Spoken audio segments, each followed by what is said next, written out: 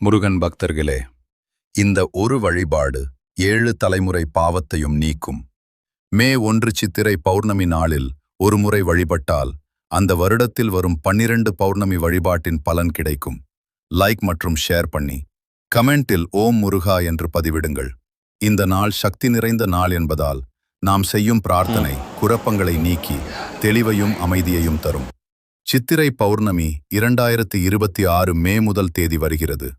இந்த நாளில் காலை 9 மணி முதல் 10:30 வரை அல்லது மாலை 6 மணி முதல் 8 மணி வரை வழிபாடு செய்வது சிறப்பு. பெரிய பூஜை செய்ய முடியாவிட்டாலும் பரவாயில்லை.